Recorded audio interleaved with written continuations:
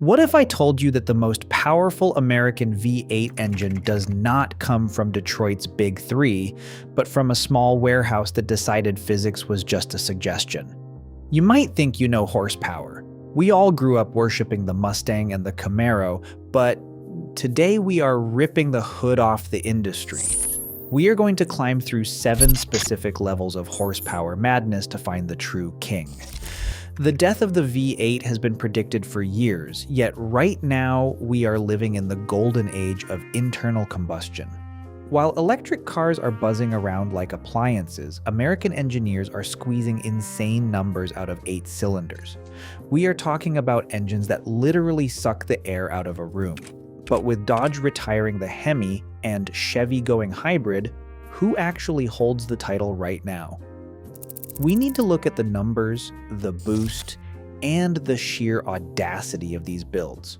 To find the real winner, we have to start at the bottom of the top tier. You will not believe which icon kicks us off. You might assume the battle for power starts with a massive big block monster, but Chevrolet flipped the script recently. If you have heard the new Corvette Z06, you know it does not sound like an American muscle car. It sounds like a Ferrari that learned to speak English. That is because of the LT6 engine. It is a 5.5-liter naturally aspirated V8, and here is the kicker: it features a flat plane crank. Usually American V8s have that low burbling rumble, but this thing screams all the way to an 8,600 RPM redline. It is currently the most powerful naturally aspirated production V8 in history, cranking out 670 horsepower without a single turbo or supercharger. That is an engineering miracle. Think about it. Honda Civics need turbos to move, and Chevy is hitting nearly 700 horsepower on air alone. However, while 670 horsepower can scare your passenger, in the world of American grunt, torque is king. And the Z06, for all its screaming glory, only puts out 460 pound-feet of torque. That leaves the door wide open for the forced induction giants to step in and crush it. Ford saw what Chevy was doing and essentially said that it was cute, but watch this. Enter the Ford Mustang Shelby GT500. Ford did not just want a track car, they wanted a sledgehammer. They took a 5.2-liter V8 and bolted on a massive 2.65-liter Roots-type supercharger. This is not just an engine, it is an air pump designed to displace the atmosphere. The result is the Predator engine, and the numbers are staggering: 760 horsepower and 625 pound-feet of torque. To give you some context, that is more power than a Porsche 911 GT2 RS, for a fraction of the price.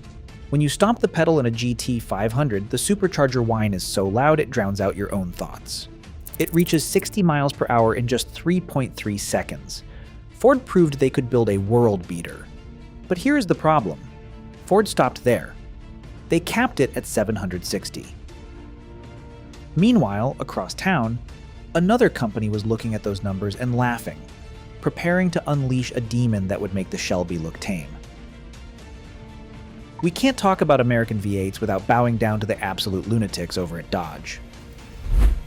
While everyone else was worrying about fuel economy, Dodge was stuffing the Hellcat engine into everything with wheels, sedans, SUVs, even a pickup truck. The 6.2-liter supercharged Hemi became the gold standard for cheap, reliable horsepower. When the Challenger SRT Hellcat red-eye jailbreak hit the streets, it bumped the power up to 807 horsepower. That is a factory warranty car with more power than a NASCAR Cup car. It changed the culture. Suddenly, having 700 horsepower was normal. You see these things at every intersection now, burning rubber and waking up neighbors. The 6.2-liter Hemi is iconic because it is an iron block beast that can take abuse all day long. But Dodge knew the end was coming. They knew regulations were killing the V8. So, for their final act, they decided to do something that literally should not be legal on the street. This brings us to the Dodge Challenger SRT Demon 170. If you thought the original Demon was crazy, this thing is psychotic. Dodge rebuilt the engine almost entirely. We are talking about a 3-liter supercharger. That blower alone is bigger than the engines in most economy cars. But the secret sauce here is not just air, it is alcohol. The Demon 170 is designed to run on E85 fuel. When the car detects that high-octane corn juice, the ECU unlocks the gates of hell. The official number? 1,025 horsepower and 945 pound-feet of torque. Let that sink in. A factory car with a VIN number that you can buy at a dealership making over 1,000 horsepower. It does 0 to 60 miles per hour in 1.66 seconds. It pulls 2 Gs on launch. It is the most powerful muscle car ever made by a major manufacturer. You would think the contest ends here, right? Dodge wins, game over. Not so fast. Because there are American companies that do not play by the major manufacturer rules. Step away from Detroit for a second and look down to Texas. There is a name that has been haunting the dreams of Bugatti owners for decades: Hennessy. While they started as a tuner, Hennessy Performance Engineering is now a full-blown manufacturer with the Venom F5. They looked at the Dodge Demon's 1,025 horsepower and said, "Hold my beer." The Venom F5 uses an American-made engine they call Fury. It is a 6.6-liter twin-turbocharged V8 based on LS architecture, but modified to within an inch of its life. The stats are frightening: 1,817 horsepower. That is almost double the Dodge Demon 170. The car weighs less than 3,000 pounds, giving it a power-to-weight ratio that rivals a fighter jet. Hennessy claims this engine will push the car past 300 miles per hour. It is American engineering at its most extreme. But is it a production car? Technically, yes. But there is one more player in the shadows, a company that actually holds a controversial world record and refuses to back down. You might have heard of SSC North America, formerly Shelby Supercars. They built the Tuatara to be the fastest production car on planet Earth. The heart of this bespoke machine is a 5.9-liter flat-plane crank V8, developed with Nelson Racing engines. This is not a modified crate motor, it is machined from a solid block of aluminum. On E85 fuel, the SSC Tuatara's V8 produces a mind-bending 1,750 horsepower. Now you might say, wait, that is less than Hennessy's 1,817 horsepower, and you would be right on paper. But SSC has put this car to the test on the tarmac. Despite internet drama and controversies over speed runs, the Tuatara has officially clocked 295 miles per hour. The engineering required to keep a V8 together at that speed is vastly different from a drag strip run. It utilizes dual throttle bodies and a robotic 7-speed transmission just to manage the torque. It represents the absolute pinnacle of what an American V8 can do when money is no object. But which one is actually the winner for you? So we have the numbers. The Dodge Demon 170 wins the war for the big three automakers with 1,025 horsepower. Hennessy wins the boutique war with 1,817 horsepower. But here's the reality check that matters to you. Hennessy and SSC are multi-million-dollar toys that you will likely never see, let alone drive.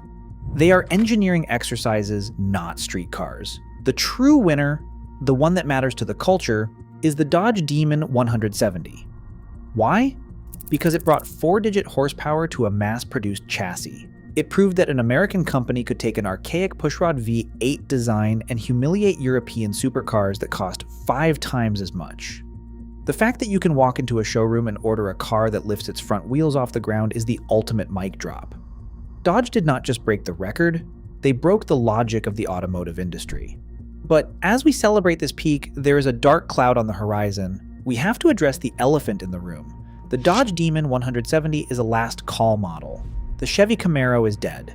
The V8 is being replaced by the Hurricane Inline 6 and electric batteries.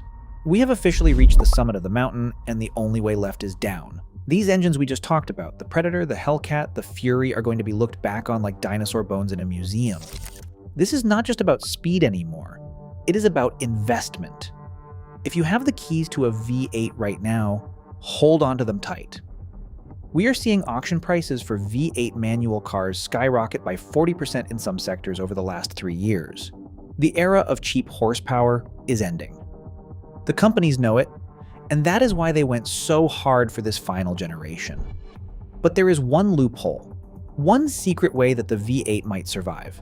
And it involves a company you have not thought about in years. Believe it or not, Ford is the only one of the big three that has promised to keep the V8 alive in the next generation Mustang.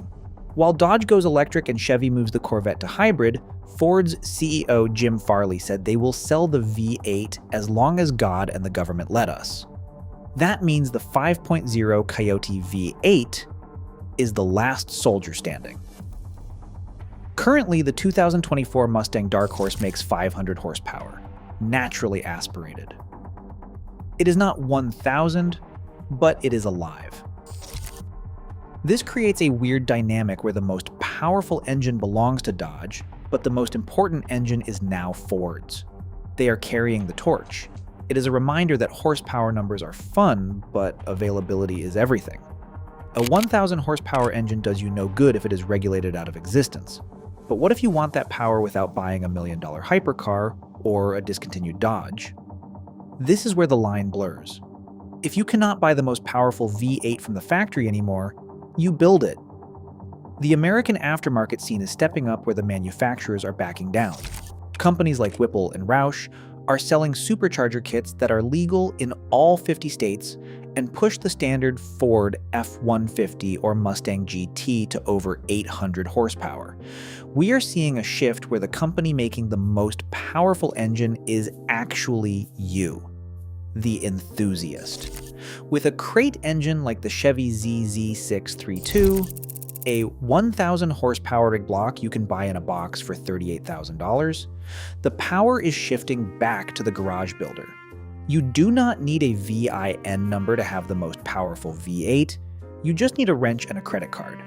It is a return to the hot rod roots of the 1960s. But there is one final twist in this horsepower war that nobody saw coming. We skipped over a brand that deserves a massive shout out: Cadillac. Yes, your grandpa's brand. The Cadillac CT5-V Blackwing houses the 6.2-liter supercharged LT4 V8, making 668 horsepower. It is the last manual transmission, supercharged V8 sedan on the planet. Why does this matter in a search for the most powerful? Because it combines that raw American power with a chassis that actually handles. While the Dodge Demon is a drag strip specialist, the Blackwing is a track weapon. It proves that American V8s are not just blunt instruments anymore. Reviewers have called it one of the greatest gasoline cars ever made. It is a reminder that power is not just a number on a dyno sheet, it is about how it makes you feel when you hit the apex of a corner. But if we are strictly counting ponies, we have to circle back to the absolute peak. Let's recap the leaderboard so you have the definitive answer to win any argument at the bar. Hennessy Venom F5, 1,817 horsepower. SSC Tuatara, 1,750 horsepower. Dodge Demon 170, 1,025 horsepower. Dodge Hellcat Red Eye, 807 horsepower. Ford Shelby GT500, 760 horsepower. Chevy Corvette ZR1C7, 755 horsepower. The data is clear. If you include the boutique hypercars, Hennessy takes the American crown. If you restrict it to the big three, Dodge is the undisputed king. They built a car that runs an 8-second quarter mile off the showroom floor. That is a stat that was impossible 20 years ago without a parachute on the back of your car. So why do we care so much? Why does the cylinder count matter? It is the sound. It is the vibration. A V8 sounds like thunder. A V6 sounds like a vacuum cleaner. It connects to a primal part of the American brain. The fact that American companies pushed the V8 to over 1,800 horsepower is a testament to stubborn, beautiful engineering. We turned explosions into propulsion better than anyone else in the world. As these companies pivot to electric vehicles, realize that you lived through the peak. You saw the Demon 170 with its 1,025 horsepower. You heard the flat plane Z06. We are the lucky ones. But knowing the winner is only half the battle. The real question is, now that you know Dodge holds the production crown, would you actually buy one? Or is there a hidden reliability nightmare waiting under that hood? Here's the thing about 1,000 horsepower. It finds the weak link. Owners of the high-horsepower Hellcats and Demons are finding that tires are basically a monthly subscription service. You are looking at $2,000 a set for drag radials that last maybe 3,000 miles if you drive it like it is meant to be driven. Then there is the fuel. Running E85 in the Demon 170 to get that max power means you are getting roughly 6 to 8 miles per gallon. You are stopping at every gas station you see. It is a lifestyle, not just a car, but for the enthusiasts, that inconvenience is a badge of honor. It shows you are committed to the cause. It separates the commuters from the drivers. For decades, Europeans laughed at American cars. They said they could not turn. They said the interiors were plastic. But when the Ford GT1 Le Mans and the Corvette Z06 started setting lap times faster than Lamborghinis, the laughter stopped. The sheer brute force of these V8 engines forced the world to pay attention. The Hennessy Venom F5 is not just fighting Fords, it is fighting the Bugatti Chiron, and it is winning in the power-to-weight category. American horsepower is no longer a joke, it is a threat. We have democratized speed. You do not need a royal title or a Swiss bank account to go 200 miles per hour anymore. You just need an American V8. That is the ultimate legacy of this horsepower war. We have crowned Dodge the production king and Hennessy the ultimate emperor. We have mourned the slow death of the combustion engine. But rumors are swirling. Chevrolet is working on a C8 Corvette ZR1. Spy shots show it testing with turbos strapped to that Z06 flat plane crank engine. Insiders are whispering about numbers exceeding 850, maybe even 900 horsepower. But with mid-engine traction that Dodge cannot match. If Chevy pulls this off, they could steal the crown at the very last second before the buzzer sounds on the gasoline era. Will the bow tie brand let Dodge walk away with the title? Or is there one final monster waiting in the wings to shock us all? You will have to keep your ear to the ground because the war is not over until the last drop of gas is gone.